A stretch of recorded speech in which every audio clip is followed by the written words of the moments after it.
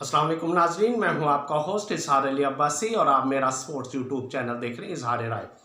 नाजरीन, सबसे पहले आप हमारा चैनल सब्सक्राइब करें, बेल आइकॉन करें और अपनी राय के ज़रिए इजहार करें। चलते हैं आज की खबर की तरफ कि फैसला की T20 सीरीज़ और पाकिस्तान ने आयरलैंड को 6 विकेटों से हराकर सीरीज़ अपने नाम कर ली। पहले T20 सीरीज़ में शिकस्त खाने के बाद पाकिस्तानी टीम संभल कर खेली और दूसरी T20 और आज फैसला की T20 में फतह याब हुई। आयरलैंड ने 178 रन 7 विकेटों के नुकसान पर बनाए।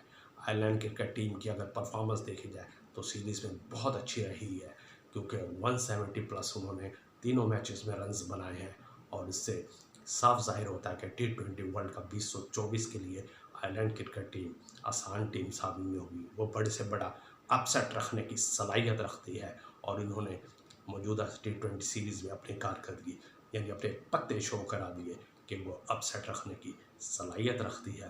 पाकिस्तान ने मतलूबा टारगेट 4 विकेटों के नुकसान पर 3 ओवर कबल पूरा कर लिया। साइम अयूब फिर नाकाम हुए, 14 रन बनाकर आउट हुए। रिजवान और बाबर की मशहूर जोड़ी एक बार फिर ग्राउंड में चौके छक्के लगाती रही। दोनों के दरमियान दूसरी विकेट की शराकत में 138 रन बने। रिजवान ने अपनी 28वीं T20 निफ सेंचुरी बनाई। वो 56 रन बनाकर आउट हुए, 3 छक्के 4 चौके लगाए। बाबर आजम भी 42 गेंदों पर 75 रन बनाए, 5 छक्के 6 चौके। उनकी ये 36वीं T20 सेंचुरी है।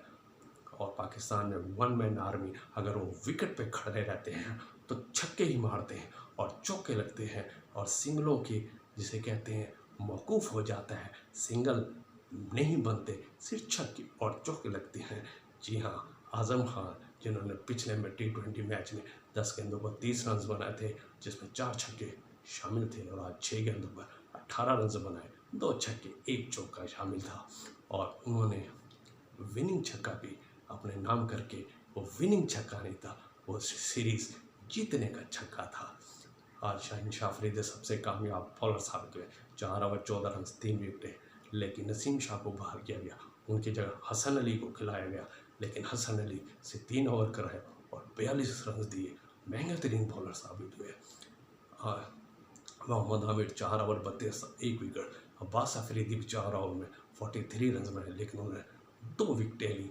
पाकिस्तान इस सीरीज़ के मुसलसल फास्ट बॉलिंग में नाकस कारकर्दगी का मुजाहरा करता चला आ रहा है और हमें इसको आने वाले दिनों में इस पर तवज्जो देनी होगी। फास्ट बॉलिंग का शोबा पाकिस्तान में पस्ती की जानिब जा रहा है। इस वजह से T20 वर्ल्ड कप से पहले हमें इस पर काबू पाना होगा, खामियों पर काबू पाना होगा। और 19 मई को गैरी क्रिस्टन टीम ज्वाइन कर लेंगे। इस तरह कोचिंग में गैर मुल्की कोच भी शामिल हो जाएंगे और उम्मीद है कि पाकिस्तान फास्ट बॉलिंग या दीगर शोबों में जो खामियां हैं वो सही करने की कोशिश करेगा। ये थी आज की खबर। अपना ख्याल रखिएगा। अल्लाह हाफिज़।